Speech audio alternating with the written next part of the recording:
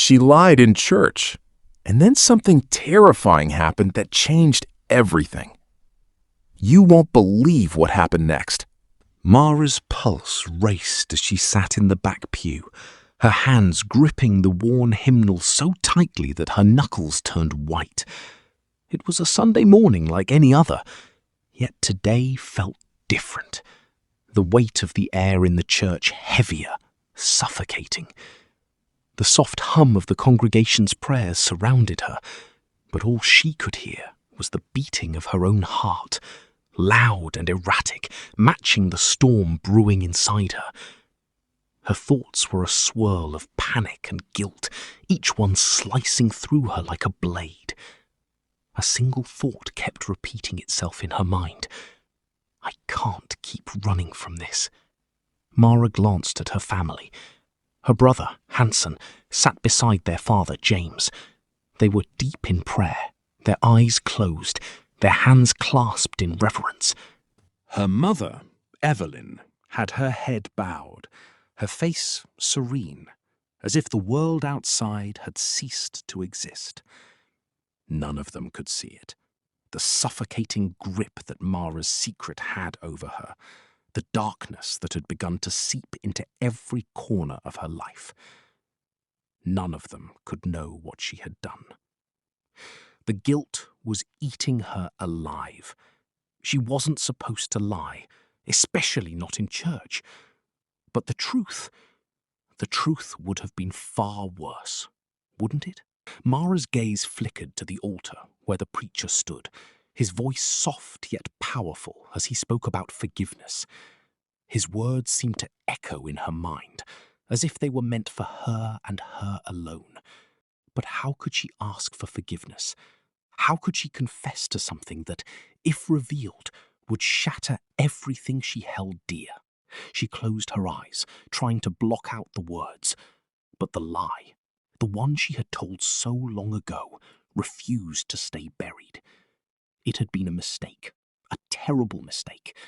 And now it seemed that the consequences of that single lie were catching up with her.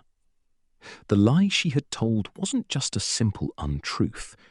It was a betrayal. It was something that, no matter how hard she tried to push it out of her mind, haunted her every waking moment.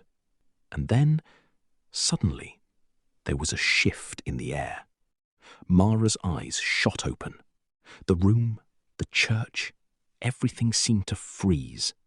A man stood at the entrance, his dark silhouette framed by the sunlight streaming through the door. He was tall, with sharp features, and a presence that felt wrong, like a shadow in the middle of daylight. The sound of the preacher's voice faded, and the whispers of the congregation grew hushed as the man slowly made his way down the aisle. Mara's stomach dropped. There was something about him, something cold, something that made her blood run cold. She tried to look away, but her gaze was drawn to him as if by some invisible force. The man's eyes locked onto hers, and the world seemed to tilt on its axis. In that moment, she knew. He knew.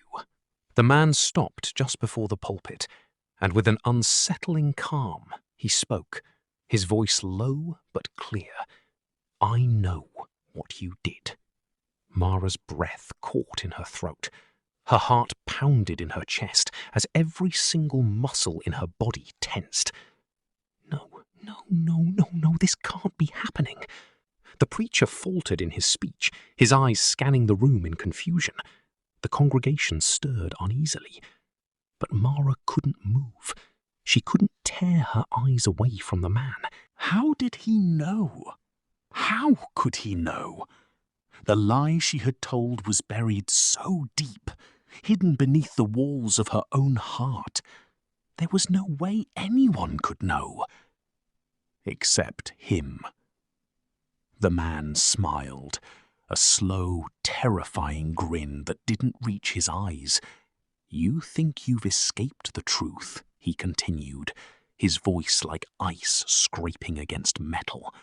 But the truth always finds its way to the surface. And now it's time for you to face it. The room seemed to close in on Mara, the walls tightening with every passing second. She opened her mouth to speak, but no words came out.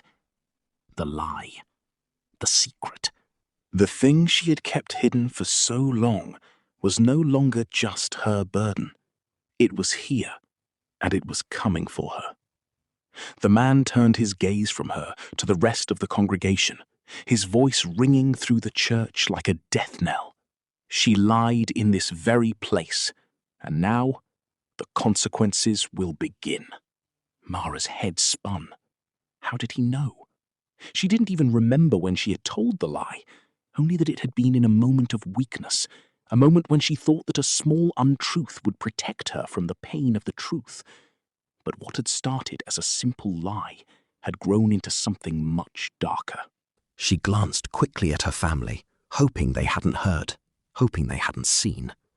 But they were looking at the man, confused and startled as the silence stretched on.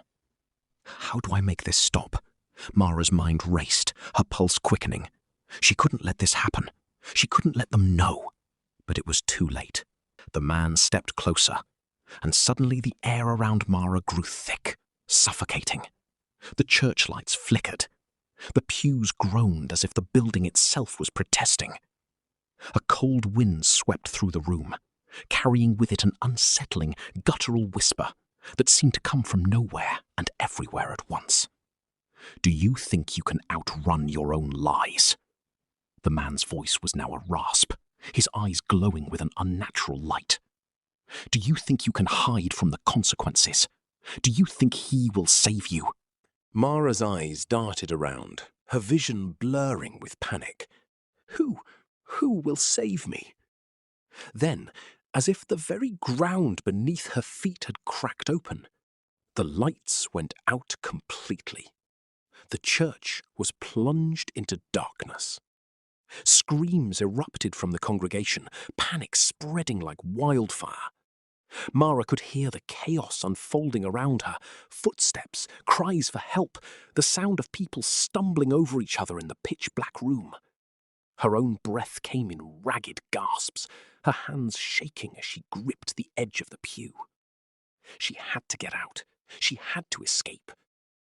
But as her fingers brushed the door, the voice of the man echoed in the darkness. The truth always comes back, Mara. You can't run from it. Not anymore. The days that followed were a blur. The strange man vanished as quickly as he had appeared, but his presence lingered. Everywhere Mara went, she felt his eyes on her, felt the weight of his words pressing down on her. The darkness he had brought with him followed her, seeping into every corner of her life. And then the first thing happened.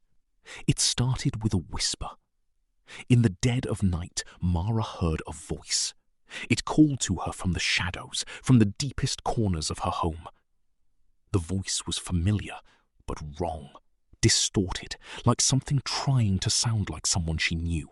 It was the voice of her mother. Mara, it called. Come here. It's time to tell the truth. Mara screamed and ran from the house, her mind racing. How could this be happening? How could the lie still be chasing her? It wasn't just the voice. The air in her house began to change. Doors creaked open on their own. Lights flickered even when the power was off. It was as if the house itself was alive, angry, vengeful. It wasn't until one fateful night, with her family gathered together, that Mara confessed. The pressure, the terror had become too much to bear. In a desperate, shaking voice, she told them everything. The lie, the strange man, the haunting, the consequences that had followed her every step. Her father, James, looked at her with disbelief. Her mother, Evelyn, was silent, her face pale and tight with emotion. Hanson, her younger brother, was the first to speak. You lied? Why? Why didn't you tell us? His voice cracked, hurt and confusion mixing in his words. Mara fell to her knees, tears streaming down her face. "I didn't want to hurt you. I thought it was for the best." But as the truth spilled from her lips, the room seemed to grow even colder. And then, from the corner of the room, the same voice that had haunted her in the darkness whispered once more, "You think you're safe? The price for your lie hasn't been paid. Not yet." But this time, something was different. The man appeared, standing in the doorway once again, his eyes glowing in the dark. Hansen stepped forward, his voice full of resolve. "Leave her alone. We're done with this. We know the truth now, and no more lies will be tolerated." The man paused, his eyes narrowing. "You think you've won? We already have," Hansen said, his voice steady. And just like that, the man vanished. For the first time in months, Mara felt the weight of the darkness lift. The consequences of her lie had been terrifying, yes, but facing the truth, telling her family, confronting the fear, had freed her in a way she hadn't expected. Mara looked at her family, her voice breaking. "I'm sorry. I'm so sorry." Her father stepped forward, his hand on her shoulder. "The truth? It's never easy. But it's always the way forward." And for the first time in what felt like forever,